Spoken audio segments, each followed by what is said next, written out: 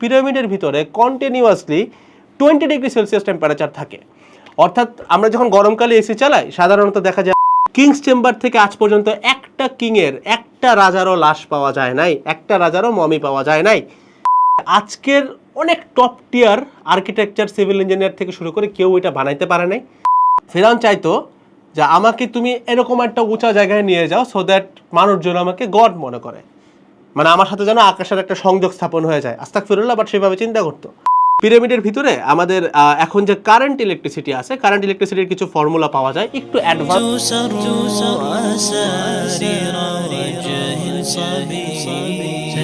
আসসালামু আলাইকুম সবাইকে, welcome to your very favourite episode of the ultimate syllabus.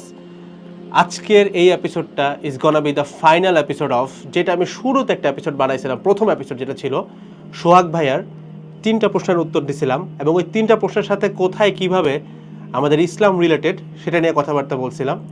সেইটার ভিতরে একটা প্রশ্ন ছিল যে পিরামিড কারা তৈরি করছে অ্যান্ড পিরামিডের সাথে আসলে ইসলামের সম্পর্কটা কী। আপনি যদি এই মুহূর্তে অনলাইনে থেকে শুরু করে যে কোনো জায়গায়, সেটা আপনি এআই থেকে হোক, যাকে জিজ্ঞাসা করেন না কেন, এটার কোনো সলিড উত্তর পাবেন না আপনি। অর্থাৎ পিরামিড কে বানাইছে, এত আগে কিভাবে সম্ভব ছিল, টেকনোলজি কী ছিল, আজ থেকে 4,500 বছর আগের কথা বলতেছি আমি। সে প্রশ্নের উত্তরটা কিন্তু আমরা জানি না। যখন এই প্রশ্নের উত্তরটা জানলে আসলে কী লাভ। আমি যদি আপনাকে আজকে বলি যে এই প্রশ্নের উত্তরটা যদি আজকে আপনি জেনে যান, আপনার লিটারালি যদি আপনার রিলিজিয়ন নিয়ে 10টা মিথ থাকে, অর্থাৎ আপনি না জেনে থাকেন, তার মধ্যে 9টার উত্তর আপনি পেয়ে যাবেন জাস্ট ওই একটা জিনিস জানার মাধ্যমে। দ্যাটস এই ভিডিওটা আমি বানাচ্ছি। তবে বরাবরের মতোই এই ভিডিওটা যখন আমি রেকর্ড করতেছি, I have to make sure যে শুরুতে আপনি পিরামিডের বেসিক ব্যাপারগুলো জানেন। তাহলে আমি বুঝাইতে পারবো যে কোন জিনিসটা আপনাকে খাওয়ানো হচ্ছে ভার্সেস কোন জিনিসটা আসলে সত্য। সো ভিডিওটার মোটামুটি একই ভিডিওর ভিতরে 2টা পোর্শন থাকবে। প্রথম পোর্শনে আমরা কথাবার্তা বলবো পিরামিডটা অ্যাকচুয়ালি কী, কত বছর আগে তৈরি হয়েছিল, কিভাবে, অর্থাৎ যেটা আপনি অনলাইনে পাবেন। অ্যান্ড দেন সেকেন্ড পোর্শন, যেটার জন্য আমি একটা শঙ্কায় আছি যে প্রবাবলি এই ভিডিওটা অনলাইনে কোনো জায়গায় থাকবে না। আমি আপনাকে মাঝখানে একটু ভিডিওটার মাঝখানে থামাই বলতেছি যে প্রয়োজন যদি আপনার মনে হয় ভিডিওটার ইনফরমেশন আপনার দরকার, এরকম একটা খাতা কলম নিয়ে সামনে বসতে পারেন, একটু লিখে রাখেন, অথবা ভিডিওটা ডাউনলোড করে সেভ করে রাখেন, অথবা এমন কোথাও শেয়ার করে রাখেন যেখানে হয়তো আপনি ফাইলটা হয়তো পরে রিকভারি করতে পারবেন। অর্থাৎ ভিডিওটা সেভ করার দায়িত্ব আমি আপনাদের হাতে দিয়ে রাখলাম, কারণ এটার পরে আমি কিংবা আমার এই চ্যানেল কিংবা এই ভিডিওটা ক্ষতিগ্রস্ত হইতে পারে। আল্লাহ নোজ দ্য বেস্ট। সো আসেন আমরা শুরু করি। তো আমরা যখন পিরামিড নিয়ে কথাবার্তা বলতেছি, আমি একটু এক্সপ্লেনেশন পার্টে আছি, এটা একটু শুনবেন, মনোযোগ দিয়ে এটুকু শুনবেন, তা নাহলে কিন্তু পরের পোর্শন আপনি কিচ্ছু বুঝবেন না, যেখানে আমি অ্যাকচুয়ালি রিভিল করবো সব কিছু ইনশাল্লাহ। পিরামিড বলতে আমরা যেটা বুঝি সেটা আসলে পিরামিড কিন্তু অনেকখানে আছে, লাইক মেক্সিকোতে আছে, চায়নাতে আছে, ইন্দোনেশিয়াতেও পিরামিডস আছে। বাট আমরা যখন পিরামিডের কথা বলি, এটা আসলে আমরা ইজিপ্টের পিরামিডগুলোকেই বলি, এবং মোটা দাগে বললে 3টা পিরামিড নিয়ে আমরা কথাবার্তা বলি। ইজিপ্টে যেগুলো তৈরি হয়েছিল আজ থেকে প্রায় 4,500 বছর আগে।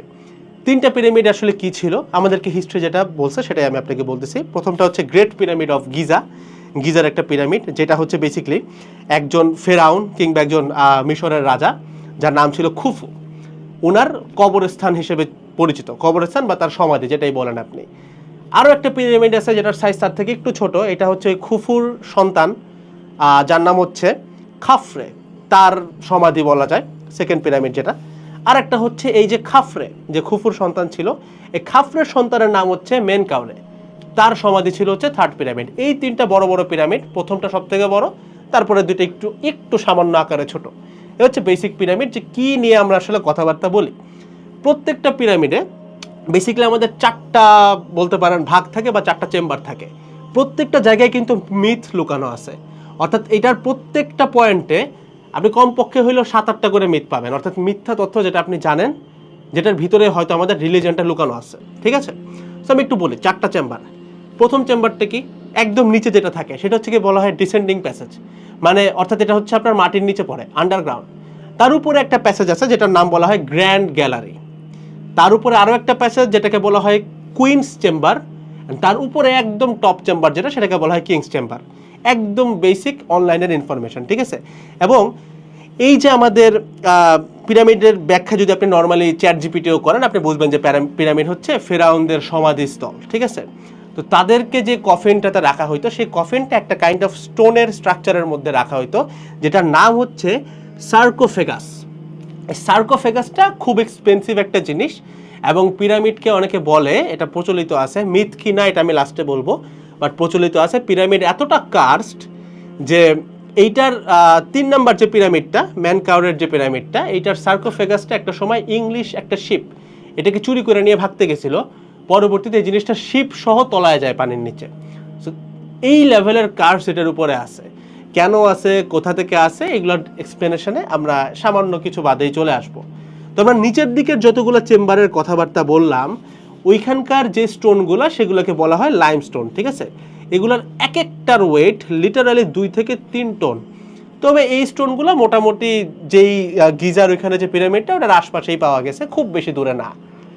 বাট যেটা কিংস চেম্বার, যেখানে স্টোনগুলো একদম পারপেন্ডিকুলার, অথবা বাংলায় বললে একদম লম্বভাবে বসানো আছে, সেই স্টোনগুলোর নাম হচ্ছে গ্রানাইট স্টোন, যেটার এক একটার ওয়েট লিটারালি 25 থেকে 80 টন। আপনি যদি সামান্য অঙ্ক বুঝতে চান, অঙ্ক বলে 1 টন মানে 1000 কেজি, অর্থাৎ 2 থেকে 3 টন মানে কিন্তু 2000 থেকে 3000 কেজি। সো আপনি আই গেস পরিমাণটা বুঝতে পারতেছেন। আর আমি যখন লাস্টে বললাম যে কিংস চেম্বারের যে স্টোনগুলো যেটাকে পারপেন্ডিকুলার বসানো হয়েছে, ওইগুলোর ওয়েট কিন্তু 25 থেকে 80 টন, অর্থাৎ 25,000 থেকে 80,000 টন, 80,000 কেজি এক একটা পাথর, একটা সিঙ্গেল পাথর। এবং প্রত্যেকটা জায়গায় ভাই মিলিয়নস অফ পাথর দেওয়া আছে, এবং একটা জাস্ট পিরামিডের সাইজ আপনি তো ছবিতে দেখলে ছোট মনে হয়, বাট এগুলো ভাই প্রায় 10টার মতো ফুটবল গ্রাউন্ডের সমান হবে, মানে এত বড়। 10টা মনে আমি একটু কম বলছি, এই অ্যামাউন্ট একটু 19-20 হতে পারে, বাট এটা ম্যাটার না, মানে দ্যাটস ভ্যাস্ট, অনেক বড়। আর একটা খুব সারপ্রাইজিং ট্রুথ হচ্ছে পিরামিডের ভিতরে কন্টিনিউয়াসলি 20 ডিগ্রি সেলসিয়াস টেম্পারেচার থাকে। অর্থাৎ আমরা যখন গরমকালে এসি চালাই সাধারণত দেখা যায় আমরা 24-25 ডিগ্রিতে রাখি যারা এসি চালায়। সো তার থেকেও বেশি ঠান্ডা। খেয়াল করতে হবে পিরামিড কিন্তু মিশরে, এবং ওইটা কিন্তু মরুভূমির দেশ, অর্থাৎ আশপাশে মরুভূমি, temperature natural temperature 50 degree Celsius, ওইটার ভিতরে লিটারালি এয়ার কুলেটেড টেম্পারেচার বজায় থাকে। এতক্ষণ পর্যন্ত যেই তথ্যগুলো আমি আপনাকে দিছি এগুলো সব ছিল হইতেছে আপনার অনলাইনে যেগুলো বলা আছে, অথবা আপনি পিরামিড সম্পর্কে যখন কোনো কিছু জানতে চান সেটাতে যা যা পড়ে আর কি, সেটাই। এখন এই পোর্শন থেকে আমি এই ভিডিওটাতে যতগুলো তথ্য আপনাকে দিব, প্রত্যেকটা তথ্য থাকবে এটার মিথ ব্রেকিং পার্ট। আমি আমার রিসার্চ যতদূর করছি সেখান থেকে আমি ইনশাল্লাহ এতটুকু বিশ্বাস আপনাকে আমি দিতে পারি যে আপনি উত্তরটা পাবেন। সো শুরু করতে চাই কোরআন মাজিদের একটা আয়াত দিয়ে। আয়াতটা হচ্ছে সূরা রমের একটা আয়াত, যেখানে আল্লাহ হিন্টস দিয়েছেন এভাবে যে একটা সময় মানুষ অনেক বেশি শক্তিশালী ছিল এখনকার চেয়ে, এবং তাদের হাতে শক্তিশালী বলতে খালি শারীরিকভাবে শক্তিশালী না, তারা টেকনোলজিতে উন্নতি ছিল, এবং তারা অনেক কিছু করছে, ফসল বেশি ফলাইছে, অনেক কিছুতে ভালো করছিল। বাট পরবর্তীতে কিন্তু তাদেরকে আল্লাহ মাটির সাথে মিশাই দিয়েছেন, কারণ তারা একটা পর্যায়ে নাফরমান হয়ে গেছিল। সো এখান থেকে হয়তো আপনি ছোট্ট একটা হিন্টস পাইতে পারেন যে আচ্ছা পিরামিড কি তাহলে মানে ওরা বানাইছে জাস্ট বিকজ তাদের হাতে অনেক পাওয়ারফুল টেকনোলজি ছিল 4500 বছর আগে। কিছু ব্যাপার আমি আপনাকে বলি। আমরা আমাদের বাংলাদেশের বিশ্ব পরিচয়তে যে ইতিহাস পড়ছি সেখানে বলা আছে যে পিরামিড যখন তৈরি হয় তখন চাকা আবিষ্কৃত হয় নাই। বুঝেন, চাকা মানে অর্থাৎ আপনি যদি মনে করেন যে ভাই 25,000 থেকে 80,000 কেজি এটা তো একটা লিভার দিয়ে ওঠানো সম্ভব হইতেও পারে, একটা লিভার ধরেন বানাইলাম, ভাই ওই টাইমে চাকা ছিল না, ওই টাইমে ধাতু মানে কোনো মেটাল ছিল না। এই দুটা ছাড়া আসলে কিভাবে লিভার তৈরি হয় আমার আসলে জানা নাই, সম্ভব না, মানে অর্থাৎ লিভার তৈরি করা সম্ভব না। কি অনুযায়ী সম্ভব না? আমরা যে তথ্যটা খাইছি সেই অনুযায়ী। অর্থাৎ আমরা যদি ধরে নেই যে ওই টাইমে চাকা ছিল না, ওই টাইমে ধাতু ছিল না, তাহলে ওই অনুযায়ী ভাই লিভার টিভার কিচ্ছু বানানো পসিবল না, কারণ এগুলো তো ছিলই না। আবার পারপেন্ডিকুলার বসানোর জন্য যে লেজার টেকনোলজি আমরা এখন ইউজ করি, আগে তো ভাই গিট দিত, ভাই মানুষ গিট দিয়ে লম্ব মাপতো, ঠিক আছে? একটা টাইম ছিল পিথাগোরাসের আগে যে ওই যে 12 গিটের একটা রশি বানাই দেন, ওখান থেকে লম্ব বানাইতো, ঠিক আছে? এক পাশে 5 আর এক পাশে 4 আর এক পাশে 3 দিলে ওইটা পারপেন্ডিকুলার লম্ব হইতো, পিথাগোরাসের থিওরাম যেখান থেকে আসে। ফানি ফ্যাক্ট, পিথাগোরাসের সাথে আমাদের বয়সের ডিফারেন্স কয়েকশো বছরের বেশি হবে না, বাট পিরামিডের জন্ম আজ থেকে 4500 বছর আগে, যেটার ভিতরে পিথাগোরাসের থিওরাম থেকে শুরু করে আপনি যত কিছু চান তার মেজরিটি পার্টে ওইখানে আছে, মানে a lot of science is there আর কি, ঠিক আছে? Like let me explain it to you. অনেকে এটা কয়েকটা থিওরি আছে, আমি একটা থিওরিগুলো বলি অনলাইনে কি কি থিওরি আছে। লাইক থিওরি একটা যে প্রবাবলি এলিয়েনরা পিরামিড বানায় দিয়ে গেছে, অর্থাৎ অনেকে চিন্তা করে যে পিরামিড যখন হয় তখন ওইখানে এলিয়েনদের আবির্ভাব ছিল, তারা আর কি এত বড় বড় পাথরগুলো আনছে অ্যান্ড অল, এরকম একটা থিওরি আছে। এটা থিওরি 1। থিওরি 2 আছে পিরামিডের ভিতরে আমাদের এখন যে কারেন্ট ইলেকট্রিসিটি আছে, কারেন্ট ইলেকট্রিসিটির কিছু ফর্মুলা পাওয়া যায়, একটু অ্যাডভান্স টাইপের ফর্মুলা আর কি, একদম বেসিক V = IR এই ফর্মুলা না, একটু advance, like you can run a power plant with it, এই টাইপের কিছু ফর্মুলা, কিছু ডায়াগ্রাম আছে পিরামিডের চেম্বারগুলোর ভিতরে। সো দ্যাট অলসো এক্সপ্লেন্স, অনেকে এটা বলে যে পিরামিড প্রবাবলি মিশরের একটা পাওয়ার হাউস ছিল, অর্থাৎ এখান থেকে ইলেকট্রিসিটি দিত। বাট আমাদের হিস্ট্রি বলে ওই টাইমে ইলেকট্রিসিটি আবিষ্কার হওয়ার নামও হয় নাই, ঠিক আছে। দেন আরও কিছু থিওরি আছে, যেমন প্রবাবলি জিন জাতির হেল্প নিয়ে পিরামিড বানানো হয়েছে। সো আমরা যদি সুলাইমান আলাইহিস সালামের আমলটা সময়টা চিন্তা করি, সুলাইমান আলাইহিস সালাম কিন্তু পিরামিডের অনেক পরে আসছেন, সুলাইমান আলাইহিস সালাম, ঠিক আছে। তার আমল, তার যে টাইমটা ছিল, তিনি যখন জীবিত ছিলেন অথবা তিনি যখন ধর্ম প্রতিষ্ঠা করছেন। সো আপনার জিনের থিওরিটা, মানে সুলাইমান আলাইহিস সালাম জিনের উপর অনেক বেশি প্রভাব রাখতেন আর কি, তিনি প্রাসাদ বানাইছেন এন্ড অল। তো অনেকে আবার এই রেফারেন্সটা টানার চেষ্টা করেন যে প্রবাবলি এই প্রাসাদ বলতে অথবা স্ট্রাকচার বলতে মহান আল্লাহ হয়তো পিরামিডের কথা বলছেন। কথাটা অ্যাকচুয়ালি সত্য না, কারণ সুলাইমান আলাইহিস সালাম অনেক পরে আসছে। হ্যাঁ, এইটা আমি অস্বীকার করতেছি না যে পিরামিড বানাইতে জিনের প্রভাব থাকতে পারে, বাট এই জিনটা যে সুলাইমান আলাইহিস সালাম তাদেরকে দিয়ে বানাইছে ব্যাপারটা এরকম না, বরং পিরামিড কোনো নবী রাসূলের বানানো জিনিস হইতেই পারে না। That's a cards thing. আমি আস্তে আস্তে করে সত্যর দিকে যাইতেছে, ঠিক আছে। তো আসেন এখন খোলাসা করে যারা এই পর্যন্ত ভিডিওটাতে আসছেন, আমি আপনাকে সব কিছু বলে দিই ঘটনাটা কী করছে। আমার বলতে আসলে ভয় লাগতেছে আর কি, দ্যাটস আমি বলতেছি না, মানে বলতেছি না বলতে আমি একটু থামতেছি, লাইক আপনি দেখবেন যে আই এম সোয়েটিং অলরেডি, ঠিক আছে, ঘামাচ্ছি। সো দ্য থিং ইজ, আমরা ছোটোবেলা থেকে যখন জন্ম নিয়েছি আমরা একটা থিওরাম পড়ে আসছি। থিওরামটা হচ্ছে এরকম যে থিওরি অফ ইভলিউশন, অর্থাৎ আমাদেরকে শেখানো হচ্ছে যে আমরা প্রথমে গুহা মানব ছিলাম, দেন আমরা আস্তে আস্তে, মানে আমরা দেখতে বানরের মতোই ছিলাম, আমাদের তখন শিকার করা ছাড়া আর কোনো কাজ ছিল না। সো দেন আস্তে আস্তে আস্তে করে আমরা ইভলিউশন করতে করতে আজকে যায় আমরা সভ্যতার শিখরে আছে, অর্থাৎ we are at the top pinnacle. তো আমি প্রথমে আপনাকে এই জায়গাটাতে একটু বুঝাই রাখি, আমরা অনেকে বিজ্ঞানের ছাত্র, আমি নিজে বিজ্ঞানের ছাত্র। তো আমরা কিন্তু এই কথাটা বলার মাধ্যমে আমাদের রিলিজিয়নকে অনেক বাজেভাবে অপমান করি, অর্থাৎ আমাদের নবী রাসূলদেরকে অনেক বাজে, সাল্লাল্লাহু আলাইহি সাল্লাম, তাদেরকে অনেক বাজেভাবে অপমান করি। শুধুমাত্র এইটা বলে না যে আস্তাগফিরুল্লাহ যে ওই আমলের মানুষজন বানর ছিল, শুধুমাত্র এটা বলে না। আপনি একটা জিনিস চিন্তা করেন, যেই মানুষটা সকালে ঘুম থেকে ওইটার টার্গেট যে আমি শিকার করেই খাবো, এই মানুষটার পক্ষে রিলিজিয়ন নিয়ে চিন্তা করা কি সম্ভব? মানে আমি আপনাকে বেসিক কথা বলি, মনে করেন আপনার জব, পড়ালেখা, রিয়েল লাইফে যত কিছু আপনি দেখেন করেন, এই সব কিছু বাদ দিয়ে যদি আপনি আজকে সকালে উঠে নাউজুবিল্লাহ একটা বেয়ার মিনিমাম ড্রেস আপ পইরা আপনার টার্গেট যদি থাকে হাতে একটা বর্ষা হাতে বাঘ মারতে যাবেন বা হরিণ মারতে যাবেন, আপনার রিলিজিয়ন নিয়ে পড়ার সময়টা কই থাকে? তাহলে থাকার তো কথা না, যে কোনো টাইমে এটা হবে ওইটা হবে, তাই না? তো তারা কি কোনোভাবে এখানে অপমান করার ট্রাই করতেছে যে আমাদের রিলিজিয়ন থেকে শুরু করে এটা মিথ্যা? এটা কি একটু হিন্ট পান? মানে এটা শুধুমাত্র এই অপমানটা যে তারা করতেছে ব্যাপারটা এরকম না যে তারা আমাদের আদি পুরুষ অর্থাৎ আমাদের নবী রাসূল সাল্লাল্লাহু আলাইহি সাল্লামকে অপমান করতেছে এভাবে যে তাদের আমলে মানুষজন লাইক বানর টাইপের ছিল, বানরের আবার একটা সুন্দর নামও তারা দেখে আবিষ্কার করছে, ঠিক আছে। এনিওয়ে আমি নাম নিতেছি না, বাট একটা নাম তারা দেয় আর কি। তো দ্য থিং ইজ, শুধুমাত্র ওইটা অপমান না, আপনার কাছে কি মনে হয় না যে অপমান এটাও হইতে পারে যে এইভাবে বলা যে ভাই তারা তো খাবারই পাইতো না আর আপনি আসছেন ভাই রিলিজিয়ন তারা প্রতিষ্ঠা করে গেছে, কেমনে পসিবল? আস্তাগফিরুল্লাহ, but that's a part of it. কিন্তু আসেন, থিওরি অফ ইভলিউশনে বলা হইতেছে যে আমরা আস্তে আস্তে করে চাকা বানাচ্ছি, এটা বানাচ্ছি, এটা বানাচ্ছি, এটা বানাচ্ছি, তাইলে এটা কি সত্যি না? দেখেন ব্যাপারটা হচ্ছে এইটা, প্রথমে একটা সত্য বলে রাখি আপনাকে, যদি কেউ বলে যে পিরামিড বানাইতে জিন জাতির ভূমিকা ছিল, দেখেন জিন অনেক আগে থেকে বিরাজ করে পৃথিবীতে এবং এখনো অনেক জিন আছে যাদের বয়স প্রায় 10,000 বছর, তারা এখনো জীবিত আছেন। তো জিন যে কোনো স্থাপনার পিছনে থাকতেই পারে, এটা অস্বীকার করার কিছু নেই। অর্থাৎ এমন ঘটনা ঘটতেই পারে যে জিন একটি স্থাপনা তৈরি করতেছে, এই অলৌকিক ক্ষমতা আমাদের মহান আল্লাহর আছে এবং তিনি এই ক্ষমতাটা অনেক নবী রাসূলকেও দিয়ে গেছেন।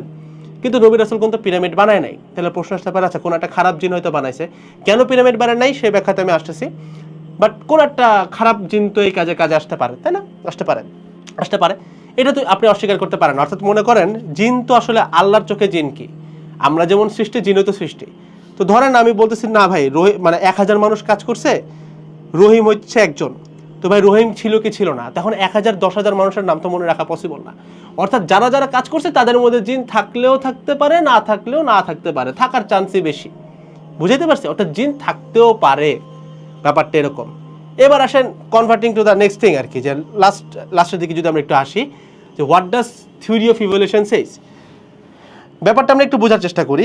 জিনিসটা এরকম, কোরআন মাজিদ খুব স্পষ্টভাবে আমাদেরকে এই জিনিসটা ইন্ডিকেট করতেছে যে একটা সময়ে আমাদের সভ্যতা পিকের কাছাকাছি গেছে বা পিকে গেছে এবং তারা অহংকারী হয়ে গেছিল। দেন আল্লাহ তাদেরকে লিটারালি মাটিতে মিশাই দিচ্ছেন, বাট কয়েকটা অভিশপ্ত জিনিস আল্লাহ রেখে দিচ্ছেন, যেমন ফিরাউনের বডি। আমরা ছোটবেলায়, আমি জানি আপনি ভুল পড়ছেন কিনা, অনেকে ভুল পড়তে পারে, দেখেন ফিরাউনের মৃত্যুর লিটারালি 3000 বছর পর তার লাশ পাওয়া যায়, ঠিক আছে? সো এই যে প্রিজার্ভেশনটা, পিরামিডও কিন্তু ওইরকম একটা প্রিজার্ভ জিনিস আল্লাহ যেটা প্রিজার্ভ করে রাখছেন, দ্যাট ওয়াজ কার্সড বলতেছে অনেকক্ষণ ধরে। কেন? দেখেন পিরামিডটা আসলে তৈরি হয়েছিল এইভাবে যে একজন ফেরাউনের এরকম কথা প্রচলিত আছে আমাদের কোরআন মাজিদেও এটা আছে, যে ফেরাউন চাইতো যে আমাকে তুমি এরকম একটা উঁচা জায়গায় নিয়ে যাও সো দ্যাট মানুষজন আমাকে গড মনে করে, মানে আমার সাথে যেন আকাশের একটা সংযোগ স্থাপন হয়ে যায়। আস্তাগফিরুল্লাহ, বাট সেভাবে চিন্তা করতো। সো পিরামিডটা এভাবে তৈরি হয়েছিল। বাট আমি আপনাকে খুব ভয়াবহ একটা কনস্পিরেসি থিওরি দিচ্ছি এখানে। আজ পর্যন্ত এই যে 3টা পিরামিডের ব্যাখ্যা করলাম, লাইক খুফু, খাফরে, মেনকাউরে, একটা সিঙ্গেল পিরামিডের ভিতরেও কোনো মামি পাওয়া যায় নাই। অর্থাৎ পিরামিডের তৈরি তো হয়েছিল সমাধি সংরক্ষণের জন্য, বাট এই যে বলছিলাম প্রত্যেকটা চেম্বারের ভিতরে মিথ আছে। কিংস চেম্বার থেকে আজ পর্যন্ত একটা কিংয়ের, একটা রাজারও লাশ পাওয়া যায় নাই, একটা রাজারও মমি পাওয়া যায় নাই। কুইন্স চেম্বার, কোনো রানীর কোনো খোঁজও নাই এখানে, ঠিক আছে? দেন আর কি গ্র্যান্ড গ্যালারি থেকে শুরু করে ডিসেন্ডিং প্যাসেজ, কোনো জায়গায় কোনো সহায় সম্পত্তি কিচ্ছু নাই। সেখানে একটা থিওরি আছে, থিওরি থাকতেই পারে যে ভাই অনেক ডাকাত মাকাত যায়, এগুলো হচ্ছে গিয়ে চুরি টুরি করে নিয়ে পালায় চলে গেছে। কথা সত্য হইতে পারে, আবার এমনও হইতে পারে যে অবভিয়াসলি এটা কার্সড, বাট জিনিসটা মোর লাইক এরকম হইতে পারে যে হয়তো বা এটার ভিতরে ইলুমিনাতির অনেক বড় বড় পোর্শন ছিল, যেটা যদি থাকতো তাহলে আজকে হয়তো সৃষ্টিগুলো অনেক বেশি ক্ষতিগ্রস্ত হইতো। দ্যাটস ওয়াই হয়তো আল্লাহ চাইছেন যেন এই জিনিসগুলো না থাকে, দ্যাটস ওয়াই পিরামিডকে কার্স বলা হয়। যেমন আমি আপনাকে একটা থিওরি দিলাম যে নৌপথে আর কি একটা হচ্ছে কি আপনার সার্কোফেগাস হচ্ছে গিয়ে ডুবে গেছিল, অ্যান্ড পুরো শিপ সহ ডুবে যায় ওটা।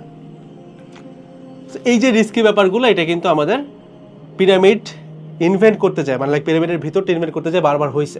বলে আপনার মনে একটা প্রশ্ন আসতেই পারে যে ভাই পিরামিড আসলে এত কার্সড কেন? আমি বলতেছি এটা ভালো জিনিস না, এটা খারাপ জিনিস। কারণ শুধুমাত্র এইটা না যেটার ভিতরে ইলুমিনাতি হয়েছে, এইটা যারা এটার সাথে জড়িত ছিল তারা হচ্ছে ফেরাউন কিন্তু একজন না, অনেকেই। এবং তাদের মেইন থিমটা ছিল তারা শিরক করত, অর্থাৎ তারা নিজেদেরকে খোদা দাবি করতো, আস্তাগফিরুল্লাহ, বাট তারা দাবি করত এবং তারা চিন্তা করতো যে তারা এখানে ফর ইটারনিটি এখানে তারা বাস করতে পারবে। এবং এই যে বললাম যে এই জিনিসটা আল্লাহ কেন নিদর্শন স্বরূপ রেখে গেছেন, এবং অনেক মানুষজন, অনেক রিসার্চার কিন্তু দেখা গেছে পিরামিড নিয়ে, পিরামিডের ভিতরে যে অথবা পিরামিডের আশপাশে কোনো কিছু নিয়ে একটা এলিমেন্ট নিয়ে ডিসকভারি করতে যায়, তারা কিন্তু তাদের জীবনও হারাইছেন। এই ঘটনা কিন্তু ঘটছে। 2-1 জনের কথা আপনি খুব ক্লিয়ারলি পাবেন, আমি আর নাম মেনশন করতেছি না, বাট আছে। অর্থাৎ এটার সাথে অভিশাপটা জড়িত আছে। এটা কারণ হচ্ছে তারা নিজেদেরকে অনেক বড় জায়গায় নিতে চাইছিলেন, এই কারণেই তখনকার এই সভ্যতাটাকে আল্লাহ একদম মাটির সাথে মিশায় দেন। I guess you getting my point. Allah দেখাইতে চাইছেন যে দেখ তোদের কিচ্ছু নাই, জাস্ট 2-3টা পিরামিড। অর্থাৎ আল্লাহ যা চাইছেন তাই শুধুমাত্র আছে, তার বাদে আর কোনো কিছুর এক্সিস্টেন্স সেখানে নাই। এখন আসি ভাই সিস্টেমের সাথে বা ইসলামের সাথে পিরামিডের সম্পর্কটা কোথায়। নর্মালি বুঝেন, আজকে যদি আপনি বুঝেন যে সভ্যতা একটা সময় তার পিকে গেছে, দেন সেটা ধ্বংস হয়েছে, আরও পিকে যাচ্ছে। দেখেন একদম সর্বোচ্চ চূড়ায় সভ্যতা এখনো যায় নাই বলা যায়, কখনোই যায় নাই। কারণ হচ্ছে সর্বোচ্চ চূড়ায় গেলে কিয়ামত হয়ে যাওয়াটার কথা, সর্বোচ্চ চূড়া বলা পসিবল না। তবে এখনকার থেকে পিকে যাইতেই পারে, কারণ আমরা এখনো পিকে নাই, we are not at the highest point at the moment, তাই না? সো হয়তো সভ্যতা সে তার পিকে গেছে, সৃষ্টিকর্তা তাকে আবারও মিশাই দিছে, কারণ তারা অহংকারী হয়ে গেছে। সো আমরা যদি এই প্যাটার্নটা ফলো করি, আমরা খুব ইজিলি বুঝে যাব যে কেন বিশ্বে আসলে 2টা ফোর্সের মারামারি হইতেছে, একটা সিস্টেম আর একটা মুসলিম। এটা আমি ইজিলি বুঝে যাচ্ছি যে আসলে কোথায় যায় শেষ হচ্ছে। অ্যান্ড অলসো আপনি যখন একটা সভ্যতার লাইক বুঝেন, আমাদেরকে সিস্টেমটা খাওয়াচ্ছে কি যে আমরা শুরু করছি জিরোতে, আমরা গুহামানব থেকে আজকে আমরা সভ্যতার চূড়ায় আসছি। সো দেখেন আমরা কোনো জায়গায় কিন্তু এইটুকু জানতে পারতেছি না যে আমরা কখনো টপে গেছি কিনা, যার কারণে আমাদের নিজেদের মধ্যে একটা অহংকার ভাব আসতেছে যে আমরাই সেরা, আমরা অনেক কিছু জানি। সিস্টেম এটা চাচ্ছে আপনি যেন নিজেকে অহংকারী মনে করেন, যেন আপনি এই ধরনের নাফরমানি কথাবার্তা বলেন যে আজ থেকে 1500 বছর আগে 1400 বছর আগের জিনিস দিয়ে আমি এখন কি করবো, আস্তাগফিরুল্লাহ। বাট আপনি যদি কথাটা বলতে পারেন যে তখন তো মানুষ জানতো না, এখন তো আমরা অনেক জানি, এই কথাটা পিচ করার জন্যই কিন্তু এই ইভলিউশনের থিওরিটা খাওয়ানো হয়। বাট আপনি যখন জানেন যে না সভ্যতা এই পর্যন্ত আইসা সে তার চড়চড়ায় গেছে, দেন একদম মাটিতে মিশছে, দেন আবার নিচ থেকে আবার উঠতেছে, তখন কিন্তু আপনি জানেন যে এই লোকরা অনেক উপরে গেছিল কিন্তু নাফরমান ছিল দেখে মিশে গেছে কিয়ামতের অনেক আগে, আমরাও কিন্তু মিশতে পারি। তখন আপনি একে তো পুরো ব্যাপারটাকে প্রেডিক্ট করতে পারতেছেন যে সিস্টেমটা আসলে কীভাবে আগায়, সিস্টেম তৈরি হবে। তখনকার ফেরাউনদের মতো এখন ফেরাউন থাকবে যাদেরকে হয়তো আমরা এখন চিনতেছি না, কারণ তারা এখন আরও চালাক, তারা তো জানে সিস্টেম কিন্তু এই সব কিছু জানে, জানতাম না হচ্ছে আমরা, আজকে আপনারা জেনে গেলেন। যেন আমরা এই জিনিসটা কপি করতে না পারি, আমরা যেন না বুঝে যাই যে কে আমাকে চালাচ্ছে, কেন আমরা এরকম করতেছি, কেন আমার গান শুনতে ভালো লাগে, থাউজেন্ডস অফ জিনিস, কেন আমি সুদ নিচ্ছি, ঘুষ খাচ্ছি, এই জিনিসটা জাস্ট ঢাকার জন্য, মানে ইসলামকে একদম রুট থেকে উঠে ফেলার প্রয়াসই হচ্ছে আমাদের থিওরি অফ ইভলিউশনটা খাওয়াই দেওয়া। যে আমরা আগে গুহামানব ছিলাম, এখন অনেক টপে গেছি, বাট মাঝখানে যে আমরা শিখরে উঠছি আবার নামছি, শিখরে গেছে নামছি, এটা জাস্ট না খাওয়ানো। এখন যদি আমি পুরা ব্যাপারটারে সামারাইজ করি, আমাদের মুসলিম উম্মাহ অথবা এই বিশ্বে যেটা সত্য, আমি অনেক কষ্ট করে, অনেক রিসার্চ করে, অনেক মানুষের কাছে যে ঘন্টার পর ঘন্টা সময় দিয়ে যতটুকু জ্ঞান আমার বিগত এই 2 থেকে 3 বছরের জার্নিতে জানতে পারছি, সেটা যদি এক কথায় সামারি করি অ্যাবাউট পিরামিড, অর্থাৎ এখন আমাদের সভ্যতার আপডেট কি, আমরা কত দূর পিরামিড সম্পর্কে জানি, এবং আপনার রিসার্চটা, আগামী প্রজন্মের রিসার্চটা কোথা থেকে শুরু করা উচিত, সে লাইনটা যদি আমি টেনে দিই, সেটা হচ্ছে এইটা: পিরামিড আমাদের এর আগের অনেক উন্নত একটা সভ্যতার একটা ফাইনাল আউটপুট ছিল, যেটা এতটা ফাইন যে আজকের অনেক টপ টিয়ার আর্কিটেকচার, সিভিল ইঞ্জিনিয়ার থেকে শুরু করে কেউ এটা বানাইতে পারে নাই। সরি, নট ইভেন ক্লোজ গেছে, ওইটার কিছুই করতে পারে নাই। এবং আল্লাহ এটাকে রাখছেন, এটা একটা নিদর্শন স্বরূপ, যেন আমরা এটা বুঝতে পারি যে তুমি যতই উপরে যাও না কেন, নিজেকে যদি কোনোভাবে শিরকের আশপাশে নাও, ইউড গেট ডুমড। এটা হচ্ছে পয়েন্ট 1। পিরামিড তাহলে কারা বানাইছে? সেই সভ্যতার সর্বোচ্চ টেকনোলজি যাদের কাছে ছিল তারাই বানাইছে। তাদেরকে কারা কারা হেল্প করছে? হেল্প করতে পারে জিন জাতি, হেল্প করতে পারে জিন জাতি, হয়তো এখনও অনেক মানুষকে হেল্প করেন। এরকম অনেক আল্লাহর পছন্দের লোক আছেন এবং আল্লাহর অনেক ঘৃণিত বান্দা আছে যারা কালা জাদু করে, দুই পক্ষকেই কিন্তু ভালো জিন বা খারাপ জিন হেল্প করে। সো জিন থাকতেই পারে, বহিরাগত কেউ আছে কিনা সেটাও থাকতে পারে, সেটা নিয়ে আমাদের জ্ঞানের বিষয় না। এইখান থেকে আমাদের পিক হচ্ছে মানব জাতি তার সভ্যতার পিকে গেছে, এবং থিওরি অফ ইভলিউশন যেটা, যে গুহা মানব থেকে এই পর্যন্ত আসছে, আগে মানুষ বানর ছিল বা এপস ছিল, জিনিসটা লিটারালি একটা ফ্রড থিং, একটা পুরোপুরি একটা স্ক্যাম, যেটা আপনাকে সিস্টেম খাওয়ায় যেন আপনি সবসময় ব্রেন ওয়াশ থাকেন। দ্যাটস দ্য থিং আর কি। সেটা যদি খাওয়ানো যায়, আপনি কখনই বুঝবেন না যে ইসলামের শুরুটা কি। কারণ দেখেন, আপনি যেই লোকটা থিওরি অফ ইভলিউশন বিলিভ করে, কোনোভাবে তার পক্ষে কিন্তু ইসলামের সত্য বিলিভ করা পসিবল না, কখনোই পসিবল না ইসলামের সত্য বিলিভ করা। সো এই জায়গাটাতে যদি কেউ পিরামিডের, এই যে আপনি এতদূর যখন জেনে গেছেন যে পিরামিড জিনিসটা কী ছিল, এটা একটা কার্ডস ছিল, কার্ডসের কারণ হচ্ছে এটা আসলে তারা নিজেদেরকে গড মনে করতো, এবং তারা এই জিনিসটা বানাইছিল সারা জীবন টেকার জন্য, যেখানে তাদের কেউই টিকে নাই। ঠিক আছে, লিটারালি কেউই টিকতে পারে না, পুরো সভ্যতা মাটির নিচে চলে গেছে। আল্লাহ যতটুকু রাখতে চাইছেন এবং ঘোষণা করছেন ততটুকুই আছে, এবং ওইটা নিয়ে যারা বেশি লাফালাফি করছে, বেশি ওইটার ভিতরে যায় একদম ওইরকম কিছু করার চেষ্টা করছে, তারা কিন্তু দেখা গেছে কার্স হয়েছে আবারও। সো এই জিনিসটা দেখানো, এবং এখান থেকে আমরা এটা কিন্তু অলরেডি বুঝতে পারতেছি যে what the system is actually wanting, চাচ্ছেটা কি। তো that's all about the thing. এই রিসার্চ ইয়ার উপরে আপনার রিসার্চটা এখন কেমন হওয়া উচিত? দেখেন, পিরামিডের আর্কিটেকচার নিয়ে আপনি ভাবতে পারেন, অবশ্যই এটা আমাদের বিজ্ঞানের উন্নতি হবে, আর্কিটেকচার নিয়ে ভাবার বিষয়, পড়ালেখা করারও বিষয়। তবে পিরামিডের ভিতরে অনেক প্রকারের কালো জাদু থেকে শুরু করে অনেকগুলা ব্যাপার স্যাপার কিন্তু ছিল। এইটা নিয়ে কখনোই রিসার্চ করা ইসলাম আপনাকে কখনোই এটা সাধুবাদ জানায় না। অর্থাৎ এই কারণেই আমরা চাচ্ছিলাম যে ভিডিওটা একটা ম্যাচুরিটি লেভেল পর্যন্ত আপনারা যখন যাচ্ছেন নলেজের, তখন দেওয়ার কারণ হচ্ছে লাইক আপনি যদি খুব বেশি ইলুমিনেটি নিয়ে আপনার জ্ঞান থাকা আবশ্যক, নাহলে আপনি বুঝবেন না আপনার ক্ষতি হচ্ছে কিনা বা কোনটা করা যাবে না, তবে সেইটা এমন লেভেলে নেওয়া যাবে না যে আপনি নিজেই প্র্যাকটিস করতেছেন, বুঝতে পারতেছেন? সো ব্যাপারটা হচ্ছে পিরামিড থেকে আপনি আর্কিটেকচার শিখতে পারেন, সেটা আপনি আপনার সভ্যতার কল্যাণে ব্যবহার করতে পারেন, শিরকের কাজে প্রশ্নই ওঠে না।